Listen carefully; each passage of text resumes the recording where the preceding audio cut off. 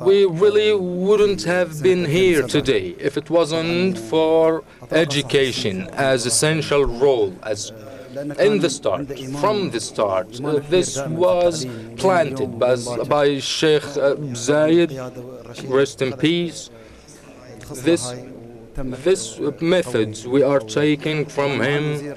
His Excellency has covered nearly everything. The points I'm going to talk about right now are closely enough, but I will put my own recipe to it to give more better education. We have had so many experiences from Emirates about the application of education. We are a small country comparing to other countries, but thank goodness we are more developed. Sheikh Rashid has always said that education is the best way to break poverty. So we are in Dubai Cares. We support and encourage the chances of children to learn in elementary schools in developed countries. Today, everything is changed actually. The goals and were from the UNESCO in 2000, in the year 2000. The purpose was of those goals was to make education for all students in only elementary schools of developed country. But now things have changed. The goals are for sustainable education. Those methods will be sustainable, progressive. So now we will move for all around the world. Our focus is on the developed countries, but education has changed in the new goals. I will write the fourth goal, which is specialize in education, to ensure an education with quality and give sustainable and long-term education for everyone. We are talking about long-term. The old goals of the United Nations didn't have equality. It was only about giving education, the environment of education, the facilities. It was just about having students in schools, but those things have changed. We will talk about them later on today. We will talk about Dubai Cares methods and ways of happiness and education. Of course, the global problem that we are facing today. We have 124 million youth and teenage that do not study. 120 million students. We have 250 million child in school, but they do not learn. They cannot read and write. 250 million in schools, whether in developed countries or advanced countries. So as Dubai Cares, we need to solve this problem to design and achieve methods, innovative and creative and long-term for those countries to get advanced, so we could raise and solve the problems that are faced and encountered by students, so they do not take their education. We have two parts. We focus on the health, quality, health and the nutrition. Helps countries of having more students in their schools. It reduces the leak of students from their schools. If we don't have equality in education, we don't have an efficiency, and the school is actually useless. So as you said, Your Excellency, Sheikh Mohammed has said that reading, you need to read a new thing every day. So there are many people read and do not learn. We have a problem like that all around the world. America, the Emirates, British, or Africa, or whatever. We have this problem. In Africa, they don't have education. So we need to, about health and nutrition, we are working on that right now to build new schools, fix them, reform them, to supply water as sanitariums, as sanitaries, to give healthy nutrition. About the education quality, we need to train teachers and to erase the ignoramus methods of students. We need to teach everyone. We have a very basic element here, which is equality between genders. We need to make sure that student, whether female or male, they have the same rights. In some countries, the girl does not have any rights in education for religious reasons, for perhaps traditional reasons, that the girl does not have to go to school, must not go to school. Those are traditions in all religions. But that we need to make sure that girl has the same right as the male. Women's males and females of teachers must have equal rights as well in training. A very important factor we have here, which is surveys and investigations of our own programs. We are trying to work as hard as possible to have more than 65% programs are taken based on evidence, tangible evidence. We need programs that produce, and 35 or more percent from our projects need to reach global standards. So the bikers must be globally. We are talking now about how to measure the efficiency of our programs. Are they successful or not? Even if they are sustainable, are they giving us results, positive results? We need to spread happiness in so many places. We need to spread happiness among children's society and schools. We will start with kids, our children. The minister has said a lot of things about providing happiness in Emirates. Your Excellency, we are really having the same ways of the ministry. We are following your steps of spreading happiness to make the child happy. The child needs to work? No. The child needs to study. Many students, they care about money, not education, but we need to convince families that no, child has to study, not to work, because he is the future. We talked about equal rights in education among two genders. Otherwise, we see many countries that have so many problems in teaching the girls. The girl in so many communities must not study. Like Philippines, for example, they have a problem which is the early marriage or the early pregnancy. The girl gets pregnant when she is 14 years old. This is the average today. Perhaps 16, but the average is 14 years old. So what do we do with that? So the girl will no longer study for that because she actually doesn't have the courage and doesn't have the ability to study with her friends because she's pregnant and she's 14.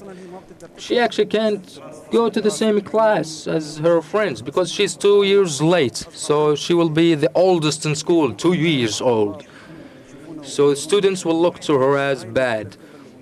So this is a problem of Philippines. The other problem in Philippines, the Filipinos are known for the manpower. The girl is always a victim. She's always being picked up to work in factories, centers, and call centers, and customer services. In Philippines, the concentration is always on the woman rather than the man to work. So education and equality between two genders are very important. We need to convince governments and the regions and the neighbor countries that they must have equal rights. I will tell you two things that we did in Philippines. We have established centers in Philippines that students will lead their own center. They must go to homes and houses to convince the fathers and parents that to let their students study and learn. Early marriage is wrong matter. The United Nations is working with many other governments to give a specific age for marriage. Some countries say 16 or 18. America, as the advanced country, so 16 years old is a legal age of marriage. The other factor that we made in Philippines, and in the terms of equal rights, we have given rehabilitation centers to facilitate the study progress of the kid. So if she is 14 years old, pregnant, and she wants to study, we put her on the rehabilitation center from 3 to 6 months so we could improve her education so she could follow up with her mates of the same age. So she will not have to sit with younger students. Providing nutritious foods, meals. We have two ways of providing meals. We have the traditional way, which is exporting nutrition and food from outside, which is this is a very exhausting and costly and long-term method, but there is another way that we have innovated with the UNICEF and the UNESCO, WFP as well, the ground school feeding program, which gives nutrition of local nutrients. If you have a fertile soil in your country, that we then convince the Ministry of Education to give specifications about the food in schools. Farmers could farm this product, and after they sow it, we put those foods in central pantries. Perhaps mothers will work in that kitchen. Mothers sometimes they do not rely on this. So this is a participation, a voluntary participation for mothers. And the Emirati people will supervise that this food will include vitamins and proteins to have a full, healthy body in school. Those meals will be in school with a very simple method. So from farm to kitchen and kitchen to school. So it's very simple. We need to give farmers and mothers to be involved in this process. We have created with this initiative a small circle of connection between farmers, owners of kitchens, mothers, but the biggest beneficiary are students. And then we will have more students in schools. The preservation of the worms and intestinal worms, the sickness in schools, we need to get rid of those worms and diseases. The biggest problem amongst the children is the leakage of school. Some other students, they cannot go to schools because this disease, actually. You have perhaps seen so many pictures in Africa that students are so thin, but their bellies are blowing up. Those cases, they have worms, intestinal worms. This worms, it is like 30 centimeters long. It's not like the worms that we see, the pit worms we see here. Once the belly is bigger, the more the worms inside. We are talking about 100 or 200 worms in one belly.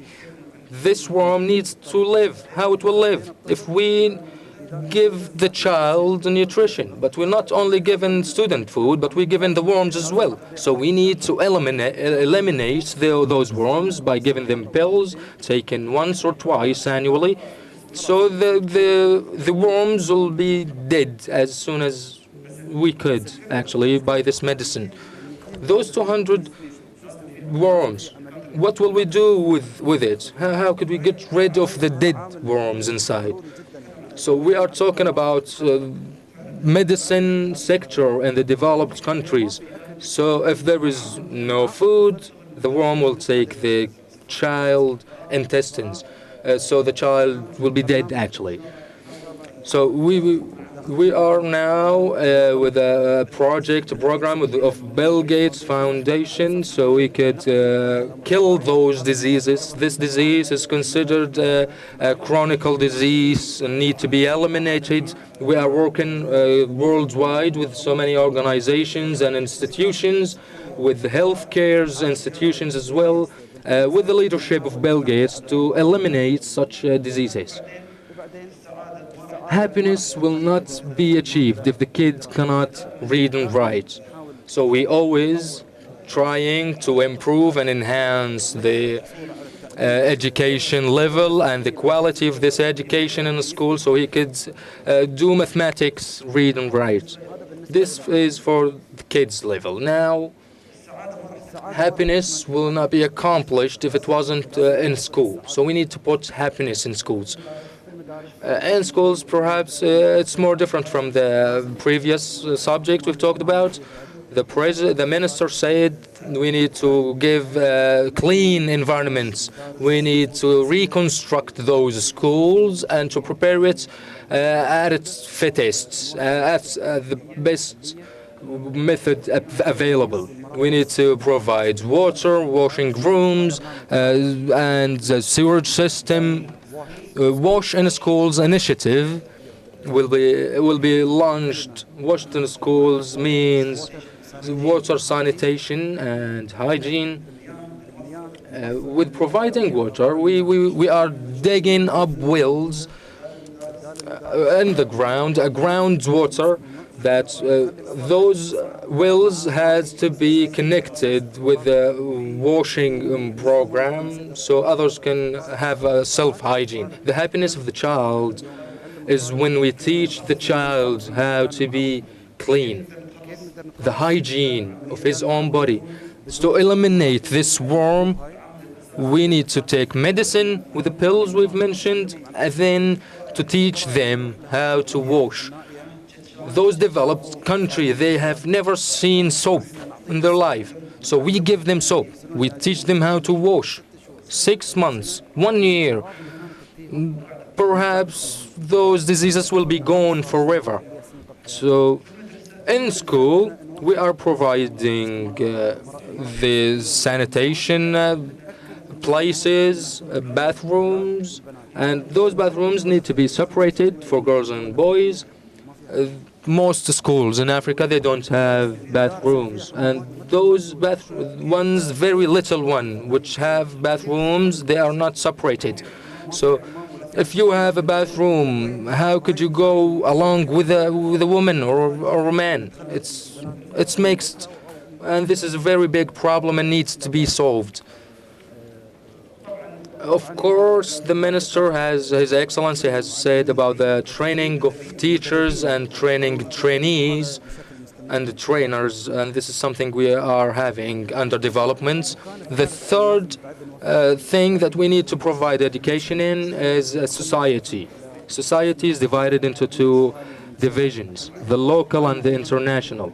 We have the local society, which is constituting. We need to design creative programs. We do not have to rely on the programs that are already existed. Whether any country, the UNESCO, the great countries of the world have applied so many programs like the British and French curriculums. Those curriculums are old. They haven't been enhanced. So many people are saying we need to get rid of the French method. Please help us that we could take an English curriculum and we need to stay away from French. This is what they say in Africa right now. I remember with the minister when I have met him here in Dubai, he said that our people needs to learn English. Everyone, they don't want to learn French. They all want to learn English. So English is a global language right now, and we need to learn it. So we need to create new solutions. I have talked about early childhood and education. We cannot start education since first grade. No, we need since early age. Kindergarten, KG1 and KG2. If the kid in our countries cannot have education, quality education, because his cousins have been in kindergarten and he is not, and because his cousins are stronger than him. So what would you think about a developed country? This happens here in the Emirates, advanced country. So what would you think about the developed country? That student, what is his level? Educational level is, they don't have support like we do. So we need to help. We need to enhance and provide a curriculum that early childhood is an important stage. It's divided into 0 to 3 years. We need health care, and from 3 to 5, I'm talking about ages. From 3 to 5, we are talking about kindergarten. It is very important that we understand that the child, since birth until 5 years old, it is the most important stage of his life in terms of the mind growth. The psychology of the kid needs to be understood by us. Forgive me, I don't know in Arabic, the neurons. We have neurons in the brain. They are moving in hyper speeds. If you want to measure it with kilometers, it's millions and millions of kilometers. Those neurons. If you imagine the brain with tissues that are related to memory, those neurons move between the tissues. If the child touches anything or thinks of anything or looks at anything, those neurons will move and start creating new tissues. The more the child is neglected and ignored educationally, the less the neurons in the brain, the less the tissues in the brain. The child has autism, the child has diabetes. Why did that happen? Well, medicine has said that this is because of lack of education and the marriage of relatives. If you neglect your child, health care level, or educationally, or psychologically even, his brain will not grow the way it's supposed to be. That way the child will reach 6 years old and advanced years, and he's not actually educated. Your parents will hate you, and everyone will start telling him bad things. So in his whole life, he will have autism. That's why the autism childs are scared all the time, because 5 years old, he's 5 years old, and no one is talking to him, because everyone is ignoring him. His brain keeps telling him, his brain tells him that you are not able to talk, so do not talk. So health care, education care is very important. Nutrition is important as well. He will have diabetes if he does not eat good food. I will not go through that. It's a long story. We always want the society to participate in this procedure and program. We have traditions, we have culture. In our countries here in the Gulf, we have clans leaders. So if the leader of the clan, if we should bring him in and talk to him, we should convince him about the hygiene, about education, about the progress of education. So this leader of this village, he needs to talk to his people and convince them. We need to work in cooperation with local governments in those places to enhance the education, so family, governments, and leaders. Parents, institutions that are related to parental issues and convincing the fathers. So now we are working on education in conflicts zones. We have tsunamis, we have floods, we have conflicts like in Syria right now. So many students, so many people in conflicts. The least chance person is the child. Childs do not have the chance to learn in those countries because he cannot have shelter. He has a right to have shelter. He has the right to learn. He needs to live, actually. The child is always neglected in those places. So when the parents want their child to learn, once we have shelter and health, let's give school to our kid. But if we don't have schools, because they have earthquakes, we have floods, we have wars, so how could we work then? We need international intervention right now. The United Nations and international organizations has built camps. In those camps, we don't have sustainable education. They don't have curriculum. The UNICEF, they cannot reach a solution. Perhaps in the past few years, Gordon Brown, the United Nations International Education he has worked very hard to establish a new curriculum for those guys in the camps. Perhaps we could reach a solution one day. We are members of Gordon Brown's institution, Education Cannot Wait initiative. The United Nations chose Dubai Cares as an institution to have a membership in its prime committee, the international organization, of course. And lately, Dubai Cares company has initiated a global conference in New York, in the last September. And we have announced many things. The first thing that we have announced was another press conference that we will invest $200 million to help the kids have education in the cases of conflicts and war zones. We are the first and biggest institution in the world that's committed with such big commitments. It's non-governmental and non-United Nations institution. So now we have many institutions like us, and they are working like us and trying their best. We will invest $10 million to make and conduct researches. If anyone, company, individual, university, a small institution, if you have solution to apply sustainable education built on a very progressive method, we are ready to invest. We have investments, even if it's $200,000. We will take even more investments than this. So your method will be developed and it will reach the United Nations by us under your name to be applied internationally in those camps. And for spreading happiness in society, of course, this will not be comprehensive if the Ministry of Education do not interfere.